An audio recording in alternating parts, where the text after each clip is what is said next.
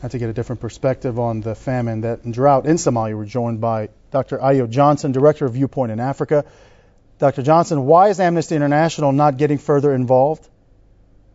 Well, Amnesty International is an international organization that tells us that they care about human rights, they care about people, and we would expect them to get far more involved than they currently are in the Somali crisis, and we would actually ask them kindly to get involved and actually get the message quite out to international organizations, governments alike, to do that much more for Somalia and its people.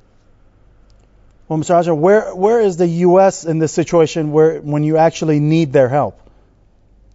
Well, many governments around the world have done the best they can. Some have not done half as much as they could otherwise have done.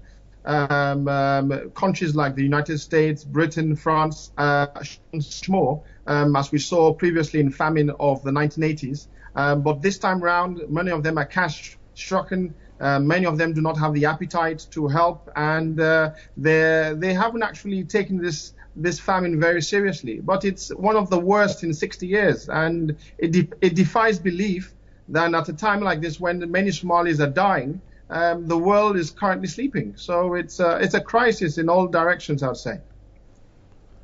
And just briefly, Mr. Johnson, just on a timeline basis, where do you see Somalia 30 days from now?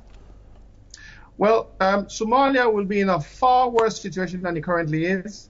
The drought is intensifying. The people in Somalia are crying out. Women and children are dying. The migration of people will continue.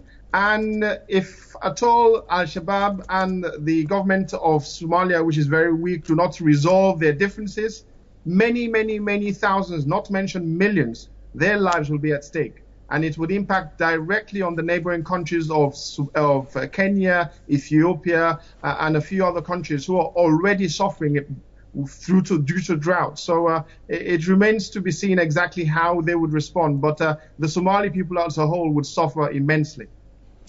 Well, Mr. Johnson, thank you for taking time to join us on Press TV's World News. Ayo Johnson, Director of Viewpoint of Africa.